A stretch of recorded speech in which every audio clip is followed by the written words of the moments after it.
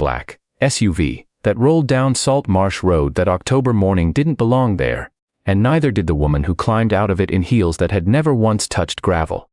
Desmond Hale noticed both things at the same time. The way you notice a gull that's flown too far inland. Out of place, slightly wrong, impossible to ignore. He was up on the scaffolding alongside the half-finished hull of a 30-foot wooden cruiser, a caulking iron in one hand and a string of cedar shavings caught in the cuff of his flannel, and he watched the vehicle slow at the bottom of the lane where his workshop met the water. Nobody drove a vehicle like that into Dunmore Harbour. Tourists came in summer, sure, in their rented compacts, asking where they could buy lobster off the wharf and getting lost on the way back to the highway. But it was the second week of October now, the season gone quiet, the air already carrying that iron smell that came before the first hard frost. The only cars that came down to his shop these days belonged to men who owed him money, or men he owed money to, and there weren't enough of either to keep him from recognizing them by the sound of their engines. This engine made no sound, he knew. Dad. His daughter's voice came from the open door of the shed below him. Maisie was 6, small for it, with her late mother's dark hair and a gap where her front tooth had been until Tuesday. She had a peanut butter sandwich in one hand and a wooden boat, one he'd carved her for her last birthday, clutched in the other. There's a lady. I see her, sweetheart. She's wearing a fancy coat. I see that too. He came down the scaffolding slow, the way his knees made him do everything slow, now at 39, and wiped his hands on the rag that lived permanently in his back pocket.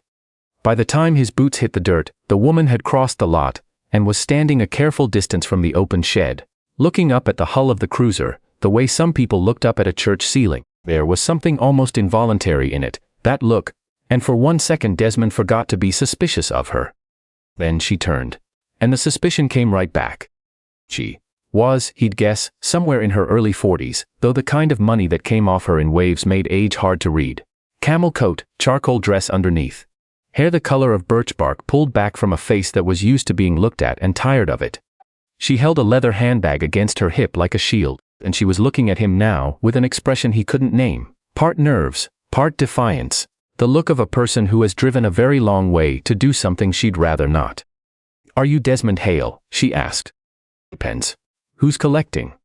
"Nobody's collecting." She took a breath, and he watched her gather herself the way a swimmer gathers before a cold lake. "My name is Eleanor Vance. My father is Arthur Vance." She said the name like it ought to mean something, and when his face stayed flat, a flicker of disappointment crossed hers. "He grew up here, in Dunmore, a long time ago. Lots of people grew up here. Most of them had the good sense to leave. That landed somewhere." She almost smiled, then thought better of it. "Mr. Hale," she said, and here her voice tightened, like she was reading words off a card she despised. "My father sent me here to tell you that you need a wife." For a long moment, Desmond simply looked at her. Down at the shore, a single lobster boat was coming in past the breakwater, its diesel-chugging gull strung out behind it like a kite tail. Maisie had wandered to the edge of the shed and was staring at the strange woman with the unguarded curiosity that only children and dogs can get away with. The wind came up off the harbor, and smelled of salt and tar and the coming cold. And Desmond Hale began to laugh. It wasn't a polite laugh. It came up out of him from a place that hadn't been used in a long while, and it bent him at the waist, and it went on longer than was strictly kind. When he finally straightened up, wiping his eyes with the back of one work-roughened hand, the woman, Eleanor, was standing very straight and very red, her chin lifted, waiting him out. "I'm sorry," he managed. "I am. It's just, that's the funniest thing anybody said to me in about 4 years. I'm aware of how it sounds." "No," he said, still grinning, "I really don't think you are." She explained it standing there in the boatyard, because he didn't invite her in, and to her credit she didn't ask to come. Arthur Vance had been born in Dunmore Harbour 71 years ago, the son of a fisherman who'd drowned before Arthur was old enough to remember his face. He'd left at 17 with $60 and a duffel bag, gone west, and built, over 50 years, one of the largest grocery and distribution companies in the country, Vance Provisions. The name was on warehouses from Halifax to Victoria. Desmond had probably bought flour out of one of their trucks without ever knowing it. In the spring, Arthur had come back. First time in half a century. He was sick. Eleanor said the word carefully, the way you carry something that might spill, and he'd wanted to see the harbor one more time before whatever came next came. He'd stayed 3 days at the inn up the road. He'd walked the wharf. And, somewhere in those 3 days he'd heard about the boatbuilder down on Salt Marsh Road. The widower, raising the little girl alone, building beautiful boats nobody could afford to buy anymore, drowning in quiet the way his own father had drowned in cold water. He couldn't stop talking about you, Eleanor said, and there was an edge in it, something old and worn between a daughter and a father. For weeks, the man at the boatyard, the one who wouldn't take help, he decided. She stopped, started again. My father believes the people he admires should be helped directly. Not through some foundation with his name on the wall, directly. He thinks money given any other way is just money trying to look like love. And you drew the short straw. Her jaw worked. He made me a deal. There's an acquisition I've been trying to close for 2 years, Atlantic distribution rights. It would change the whole Eastern operation. He still controls the voting shares. A bitter little breath. He said he'd sign them over. On one condition, that I come here, that I meet you. She looked at the half-built boat, then back at him. I run the company, Mr. Hale. I have run it for 6 years while he played golf in Arizona. And he still gets to send me 3,000 kilometers on an errand like I'm 12 years old, because he holds the only thing I've ever actually wanted out of his reach. So, she lifted the leather bag a fraction, like a flag of surrender. Here I am, telling you that you need a wife. We can both pretend this happened, and I can go home, and that's the end of it. Desmond was quiet a while. He looked at her. Really looked, past the coat and the car, and the name she'd said like it should buy something. He saw a woman who hadn't wanted to come, sent by a father who didn't know how to love her, except by ordering her around, on an errand designed to humiliate her. And he found, to his own surprise, that he wasn't angry. He was just tired in a way that recognized tired in someone else. Come here a second, he said. He walked over to the cruiser and laid his hand flat against the hull. Maisie trailed after him, suspicious and fascinated. Eleanor followed at her careful distance. You know what a boat needs, he said. Folks always think it's the wood, the plans, the fancy hardware. It's not. A boat needs a man who shows up every single day when it's the last thing on earth he wants to do, and puts one plank where it belongs, and goes home, and comes back and does it again. That's it. That's the whole secret. He patted the wood. Your father looked at my life and decided what was missing was a wife. Like I've got a hole in my hull I forgot to plug. He turned to face her. I don't need a wife, Miss Thance. What I need is for the marine railway up the coast to stop undercutting my prices with fiberglass. What I need is for the bank to give me till spring. What I need is about 4 more hours in a day so I can teach my girl to read at night instead of falling asleep in the chair. He said it without heat. A wife isn't a part I'm missing. It's not a board I can order in. Tell your father I said thank you. And tell him he's got no idea what he's talking about. He'd expected her to be insulted. Most people, when you took the floor out from under them like that, got their backs up. He'd watched men twice her size go cold and small when they realized he wasn't impressed by them. Eleanor Vance did neither. She stood very still, and something moved behind her eyes. Surprise, and underneath it, sharp as a hook setting, the thing nobody who works for you ever gives you and you stop knowing you're starving for.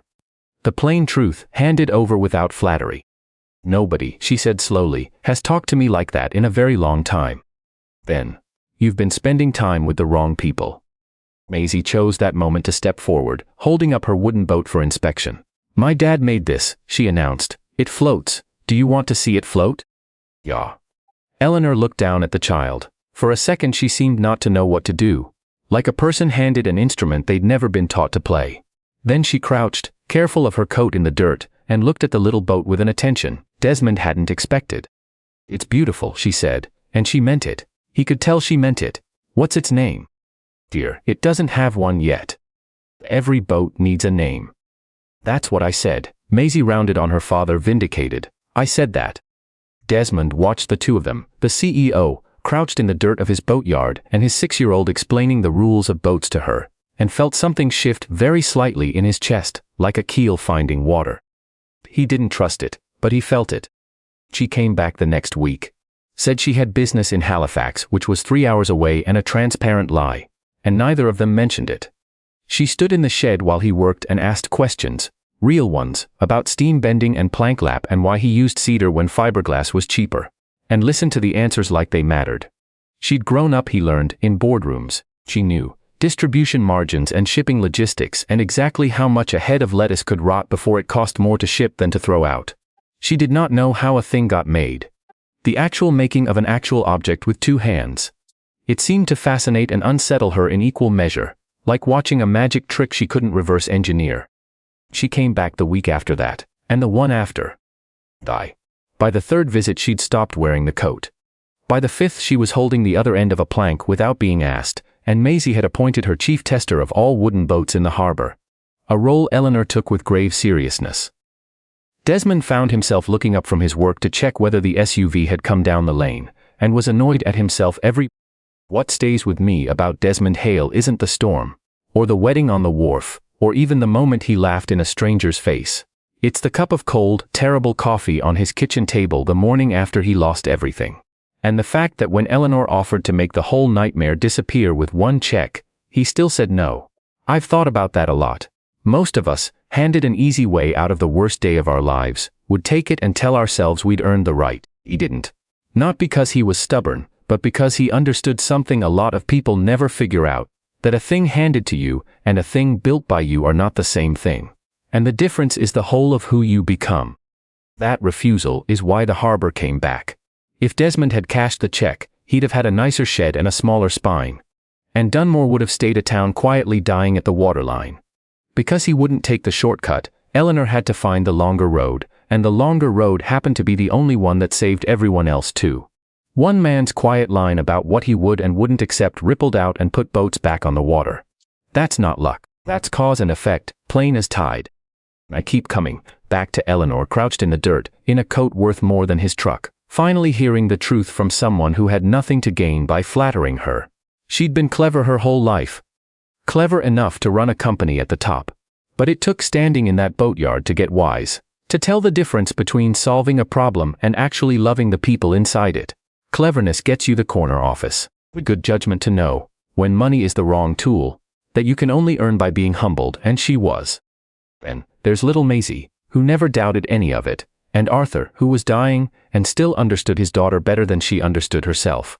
He didn't give her the easy thing either. He made her stand still long enough to grow. If I take anything from these three, it's this. Do the right thing even when the wrong thing is cheaper and nobody would blame you.